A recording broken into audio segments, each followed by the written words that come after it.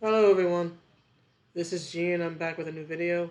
Um, if I seem a bit out of it, or if I seem just not myself, it's because I've been going through a lot this week as regards my job and more or less being forced to go get mandated testing at mandated locations as if I'm some sort of diseased leper when I am not. So, as you can probably pick up in my voice, I am not exactly the world's happiest camper. So, if I come across as not myself in this video, that's why. For forgive a woman her rage. We're kind of noted for that, right? Hell hath no fury like a woman scorned, or hell hath no fury like a woman who's being forced to do something she doesn't want to do, all for the public good. To any of the big brained people out there who think that trying to coerce individuals into taking something they're not comfortable with is just going to make them take it. You might get it with some people, but you're going to turn away more people. The more you subject me to injustices, the more I am inclined to resist you and fight back in one fashion or another. But anyway, let's cover this. I'm not really covering the article. This is from the Nerdist, I believe. I'm not really covering the article. This is more about the idea, right?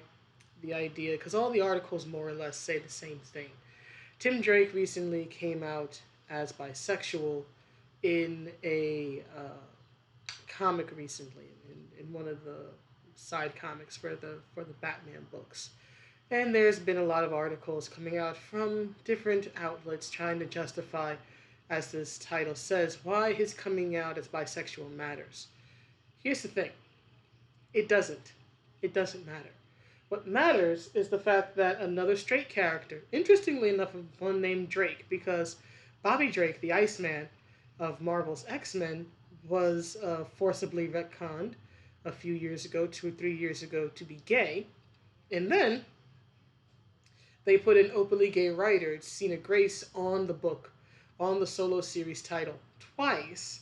And having read a few of those issues and even done a review or two about 2 years ago or so, I can tell you those stories were pure trash. They were laughably bad. And then, of course, you had I think it was in 2017, the America Chavez solo series that was written by openly queer writer Gabby Rivera, right? Those in the comics gate community, as it was at that time, especially the reviewers DNC, or rather now Comics Matter. He was DNC back then, and just some guy, and I think there was a British dude, Mim, Headroom. He was one of my favorites. He made many a video tearing down the problems with that comic, right?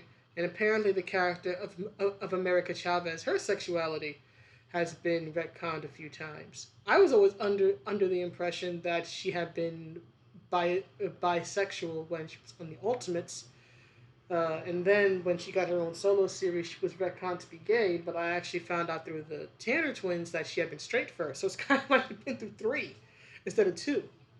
But anyway, this has been going on for a while now in Marvel and in DC. Now, of course, given that I am a Marvel reader, I am much more familiar, of course, with Marvel's attempts at this than I am DC's. But it's very popular. It's very common in modern day mainstream comics coming from the big two to just take some pretty white boy, more or less, and just out of the blue suddenly give him a coming out story, right?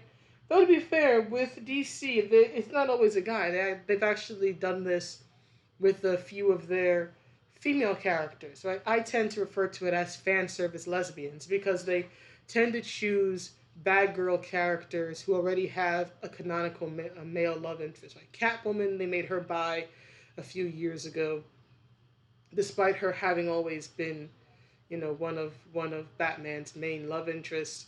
Of course, most famously, and the only one that's really kind of stuck is, of course, Harley Quinn and Poison Ivy. But they've been doing that for 20 years. That's a little bit different, right? But there's that, and then there's I know what was it in 2016? Greg Rucka officially confirmed that Wonder Woman was bisexual. And his literal argument, I did a video about this, I think, last year or the year before. But his literal argument for Wonder Woman being bisexual after decades upon decades of comic books not really showing her to be bi in any way was that, because she grew up on Themyscira, on this very, woman only island, very, very sapphic and all that, that she would have been raised, right, more or less. Her environment would have conditioned her, and she effectively would have been raised to be uh, bisexual, right? It's a stupid justification, because if you look at reality, the majority of people who are not heterosexual grow up in a predominantly heterosexual family and predominantly heterosexual world. Yet, that does not change their own orientation. Now, they may, of course, try to say fake it, right? Live a straight life, trying to fit in or be accepted, but that doesn't actually change their orientation. Denial or lying to oneself about who they are as a sexual being is not the same, right? It's not the same thing. It doesn't change orientation. It just causes you to hide it, right?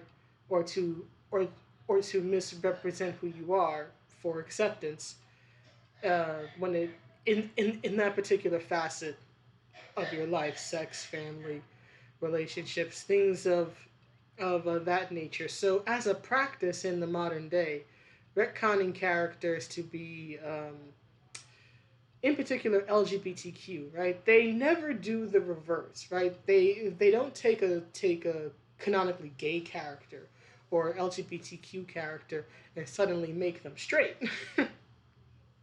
They're never gonna put Kate Kane in a het romance, right? But they have no problem taking straight characters and just out of the blue making them LGBTQ, right? But here's the thing: the DC has been trying to promote this online. I've seen some of the tweets.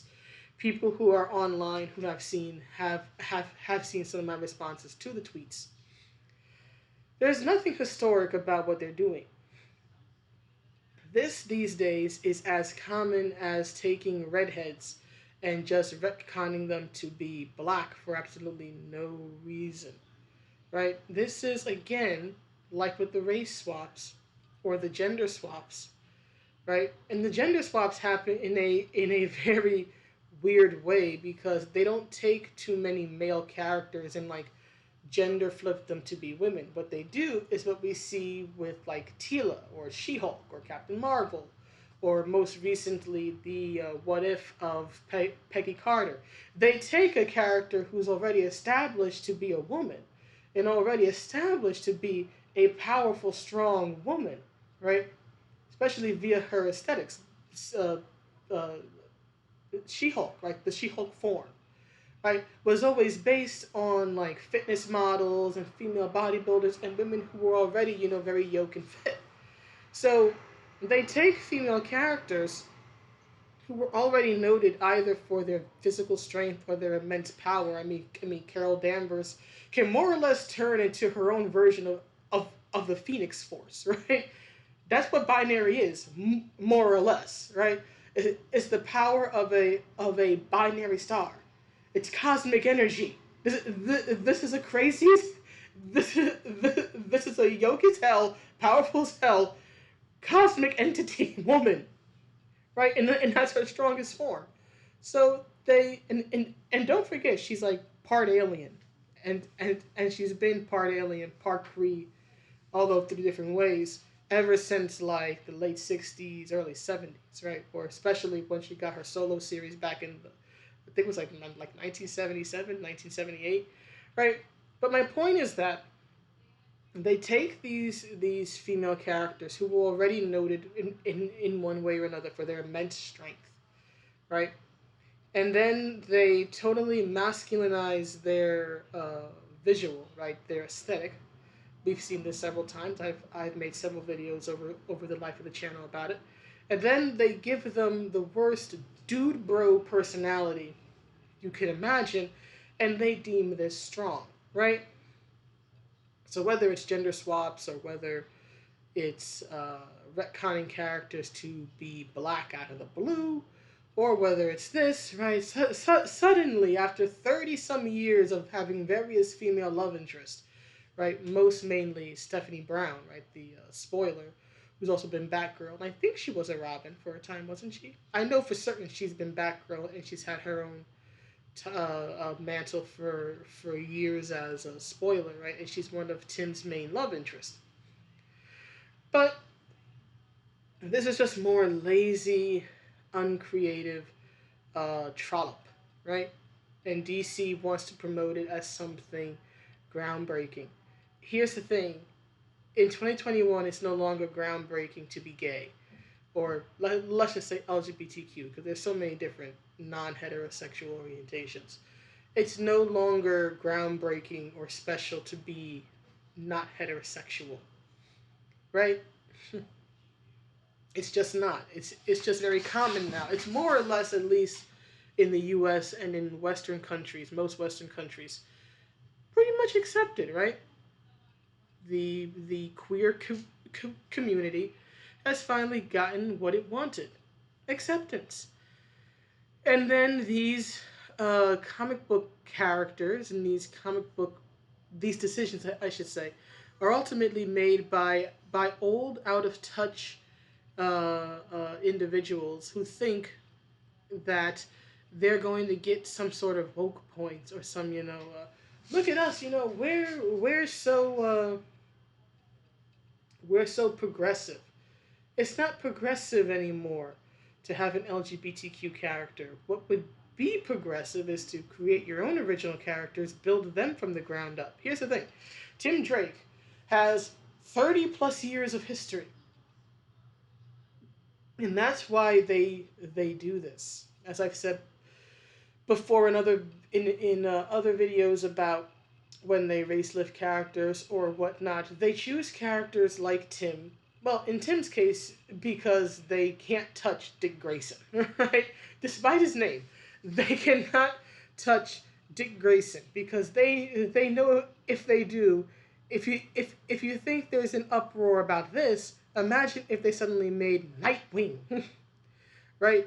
In that tight costume with that tight little behind. If they all of a sudden said, "Oh, he's bisexual," that's probably what they want to do, but they know that the backlash would be immense, and they can't use Jason Todd because he's the bad boy, right?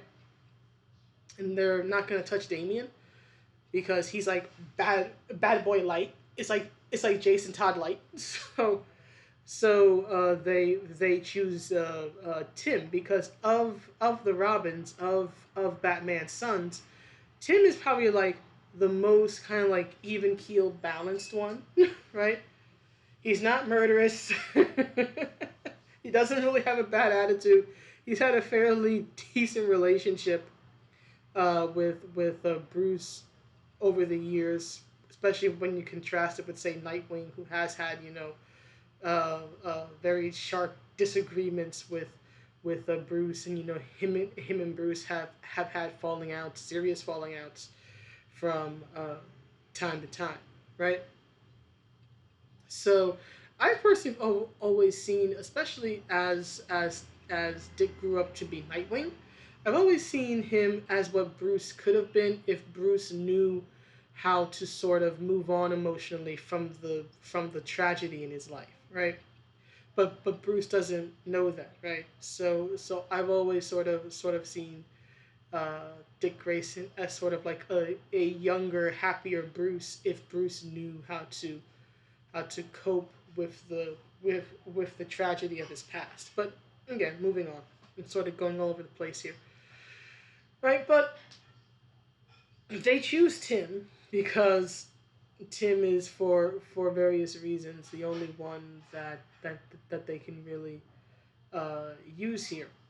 And so they put in this story about how he's dating some boy, and then he like rescues him or whatever, and the boy's like, if if I get out of this, or rather the boy thinks he's like gonna die, and he's like, I wish I could have told Tim that I really wish we could have finished our date.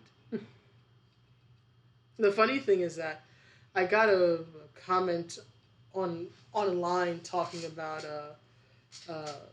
Tim is bi. I'm like, Tim ain't bi. They've retconned Tim to be gay, and they're using bi as a cover. And this guy's like, oh, you don't know what bisexuality is. I'm like, it's attraction to both sexes. And here's the thing: if he were truly bi, then why did he break up with Stephanie? He says in the comic itself that he broke up. He's talking to some other guy, and he says that he broke up with her for no reason. By his own admission, he broke up with her for no reason. If he is indeed bisexual, why would he break up with his longtime girlfriend whom he loves? Right? That makes absolutely no sense. He's still attracted to women if he's bi. Many bi people end up in heterosexual relationships or marriages or whatnot because they're bisexual. Two, not one, right? So it's not out of the realm for him to still be in a het romance, even if he's bi, right? Freddie Mercury was in a heterosexual romance early in his life. In fact, the song "Love of My Life" is about the breakup when she found out that he was seeing a guy be behind her back, right? So even if you're claiming Tim is bi, he would still have attraction for Stephanie. You see, it would have been different if the story were about him being in a relationship with her and trying to maintain appearances, but also trying to have his cake and eat it too by having this other man that he's attracted to be like a secret lover or whatnot. And then, it all comes crashing down because that's what happens. Right? You keep secrets, they're eventually found out. And then, he has to, admit to, Stephanie that he's bi or he's exploring his sexuality, whatever. And then she dumps him, right? That would be a different situation. But that's not what happened here. He just dumps her by his own admission out of the blue for no reason to go on a date with this boy that he hardly knows. This is just lazy and uncreative, right? And in my opinion, this does not help queer representation at all. Because first of all, again, you're taking a character who wasn't queer and you're making them queer. So there's that. Which is not true queer representation. You're not using original queer characters. You're not telling the stories of original queer characters. You're just taking a straight guy and just saying, hey, he's bi now. Accepted, everybody. People are not going to accept this. And two, why doesn't DC, I should say, why doesn't DC promote the stories of canonically queer characters? Why do they keep doing this? For example, I had to look this up. There actually is a Superman and the Authority comic out, right? Which means that it would feature Midnighter and Apollo, who are a canonically gay couple. Why is this something that I have to search for? Why isn't DC promoting the hell out of that? Why aren't we seeing tweet after tweet after tweet? Why aren't our our timelines being spammed with the return of the Authority, or at least the two most famous characters out of the Authority, Midnighter and Apollo. Why aren't we hearing about that? Why aren't we hearing about the stories of other canonically queer characters? The only time they ever want to mention them, whether it be a Marvel or DC, is in June because of Pride Month. That's it. And the moment July 1st strikes, the moment the clock strikes 12, it's like a Cinderella. The moment the clock strikes 12, oh, put all the queer people, put all the gay people back in the closet. Back in the closet you go. And we're going to put you away for another year like your Christmas ornaments. That's all this is. Comic fans like me actually do want to see queer representation and good queer representation. The thing is that, or just good diverse representation in general, because again, this applies to gender swaps, race swaps, and whatnot. The thing is, the mainstream industry keeps giving us, or keeps giving the communities that they claim to be reaching out to and serving, scraps from the table, right? It's a hand me down.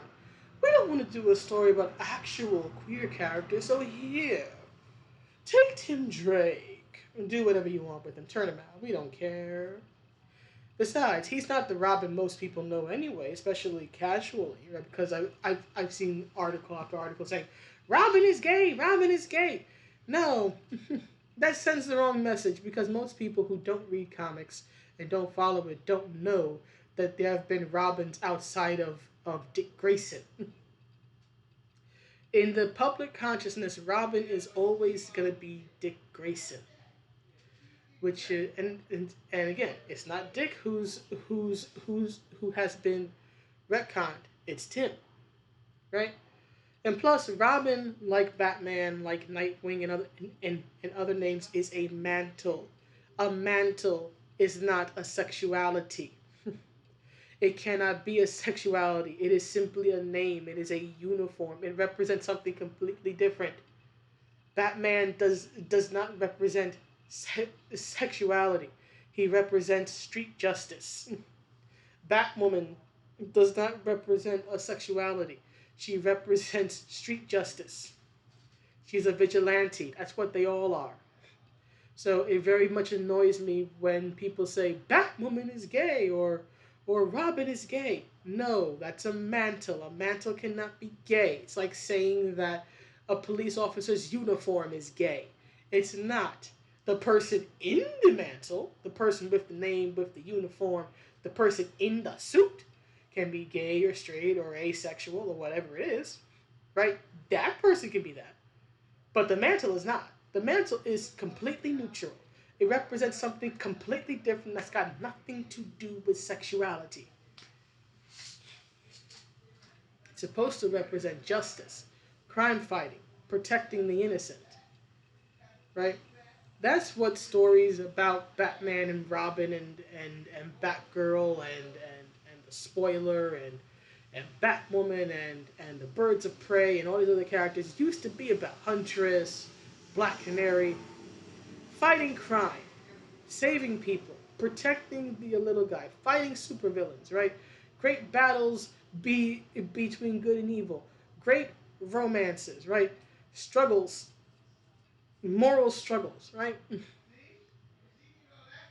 modern day modern day myth. Now it's just simply, as just some guy said in his video, it's just a modern day boys love comic, and it's not even well done. It's not even well done. But anyway, this is just another cheap attention grab by DC. Maybe, just maybe, Marvel and DC can look at things like Todd McFarlane and King Spawn, and that may reaching like 500,000 copies sold. Maybe they can look there and learn and see what comic fans want to see, right? If you want to make money, you should model success. And success is giving the fans what they want. The King Spawn comic is selling the same amount of issues, hundreds of thousands of issues. That used to be standard for like 80s era X-Men, right? Those were like regular numbers for like a regular run of the mill issue, right? They did an issue, I think it was X-Men 1, back in the early 90s, that sold like literally millions of copies. That is what the industry should be aiming for again, making history, selling hundreds of thousands, millions of issues. Instead, they focus on this. They don't focus on pleasing the fan base. They focus on taking poorly written fan fiction and trying to make it canonical by putting it in the books. It's not going to work. The people that you're trying to reach out to or appease don't care for it. The people who would like to read comic books and who would like to read superhero stories like myself are not happy with this. But you know what? Mainstream comics, you keep cutting off your nose to spite your face, and well, you deserve what you get. And what you get is low sales and failure. And you deserve every single freaking ounce of it. Because you do it to yourself. People have told you time and time and time again, and you don't listen. So you get what you freaking deserve. But anyway, that's the video. Please let me know what you think, and I will see you all in the next one. Have a good day or night wherever you are. Bye.